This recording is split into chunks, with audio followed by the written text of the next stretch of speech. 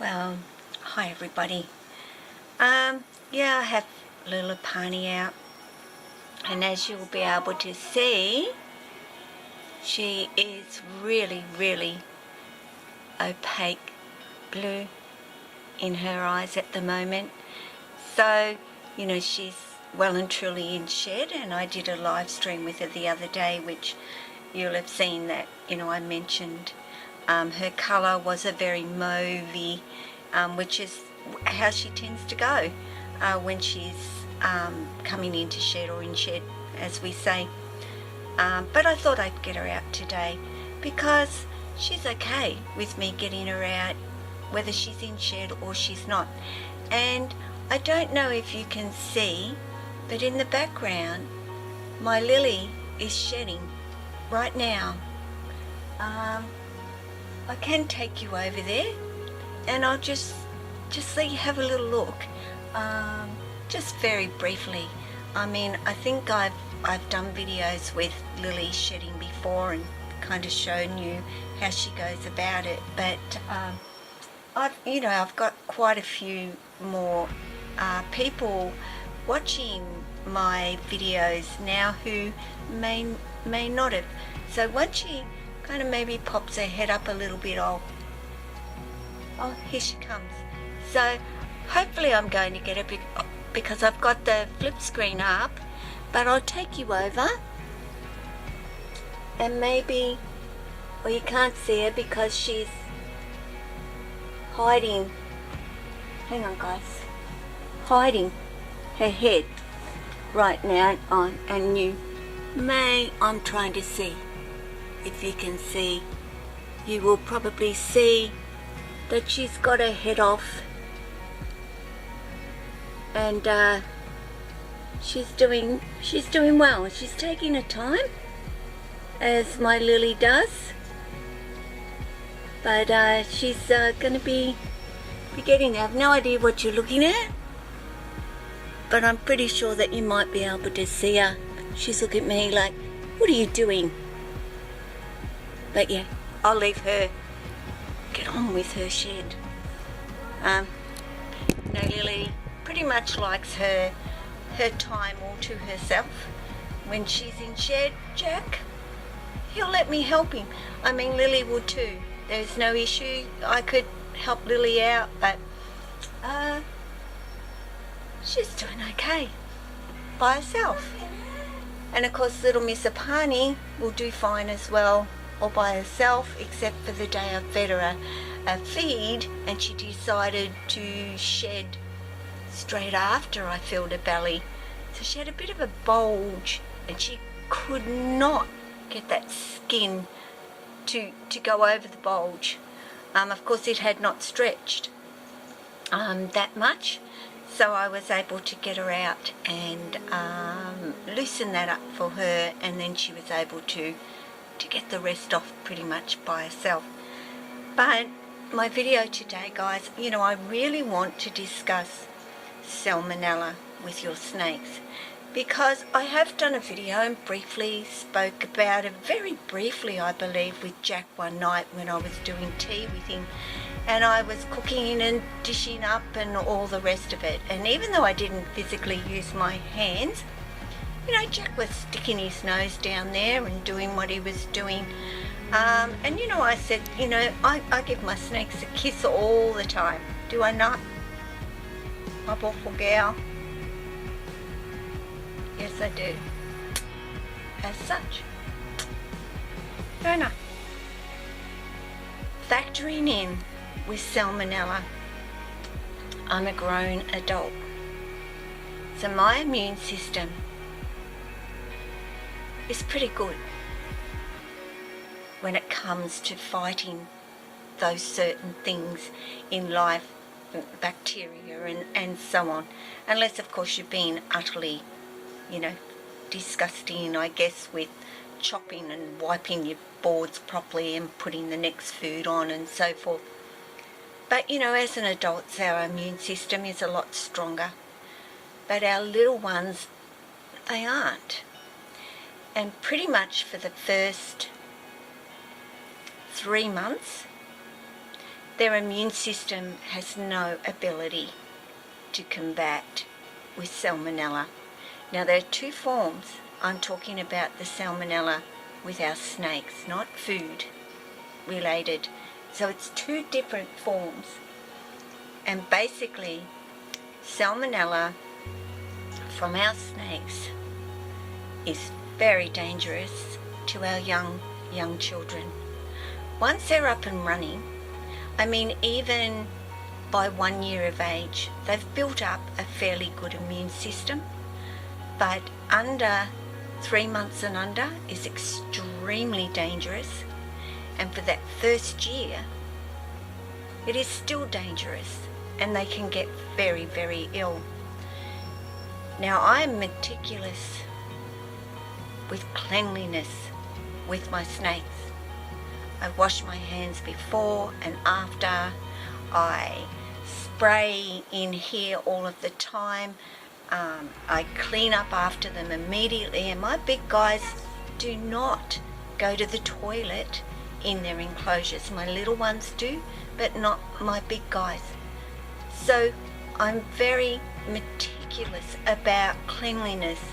My enclosures are spotless and clean all of the time. But in saying that, you know, I had a young baby coming over, a newborn, daily, and spending time here with me. And that was all good. I was still doing as I would do, keeping my hands clean, using antibacterial stuff. I clean all my surfaces everywhere with F10. I spray Glen 20, you know, on everywhere, and I have to do that when I don't like spraying anything here. And if I don't spray surfaces, I'll just do a quick couple of squirts with the Glen 20, but I'll use F10 on other surfaces and let it all dry. And so that's what I would do, knowing that Chase would be coming over. But in that process, I forgot that Noah wasn't so mindful about things, and he would get little Apani out and play with her, and then he would pick up something for Chase and give it to him. And we were mindful of ourselves as adults to do it, but you know, you get talking and get chatting, and then you forget, oh, Noah's just had a snake in his hands, and off he'd go to play. He wouldn't wash his hands after. And, you know, Noah's 7. That's kids. And unfortunately, Chase came down with Salmonella, and I was absolutely devastated, guys. Don't get me wrong, I can say fortunately Chase was older than the 3 months, but he was only 4 months of age. He got really, really bad diarrhea. That was all. He was happy. He wasn't grizzling or whinging or whining or acted like he was sick. But after 24 hours of this constant diarrhea, I said he needs to go to the doctor, and that isn't normal. And they tested it and found out he has Salmonella. And they asked her all about food and sterilisation of bottles, and then she said, my mum has snakes. And he went, that is where she got it, where Chase got it from. And of course Taylor rang me, and she was wonderful. Mum, it's not your fault. It's nothing you did. It wasn't about you being complacent or stupid when it come to the snakes. I didn't have snakes out when Chase was around, and my heart went into my throat, my stomach dropped. I felt devastated. So I've had personal experience with it, guys. And now, when Chase comes over, and he's now 9 months of age, But even prior, believe me, whole new rug goes down for where Chase is going to lay. If I've known my snakes have been out and crawling around here, or been on any of the covers that I use, I strip them off, I put fresh covers on, I spray F10 on all the surfaces, I put the fan on, I let it all dry, because I was devastated, I tell you. And basically he was retested, because once you get it, you can carry it. It doesn't leave your system. So they did a retest for Taylor and it came back negative. So he doesn't have it in his system and he is not a carrier of Salmonella. So I'm telling you this. And I could have done this video a while ago, but believe me people, I was so upset. It really upset me, because I thought to myself, I do everything. I'm spotless. I wash my hands. I wash every part of me. I will even go, well, back then when he was younger, I will even go and change my clothes if Chase is coming over, because I didn't want him to even, well, to get it again, I guess is the word. And he hasn't gotten it again, because I am meticulous and spot on. This had nothing to do with me being dirty and not sanitizing, and it had nothing to do with that. And if it had, my daughter would have told me. She was the first to say, Mum, I know what you're like, I know how you are, and I know it wasn't you and it wasn't your fault. So until he's up on his feet and he's walking and he's running, just remember, you know, under 2, under 3 even, I would recommend at 4, you know, little kids pat a snake and it's on their skin.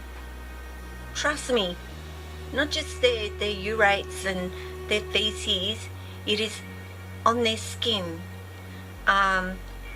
So until your child is past that where they put their fingers in their mouth, because that's how easy it is for them to get it. That simple. So now Noah has learned, have you not, to, if you touch the snakes, use the sanitizer, and especially if you're around your little brother, because we don't want him getting sick with this ever again. So I wanted to do this video and share it with you. It rocked my world. It really did. And not in a good way. Not in a good way. It's rocking my world.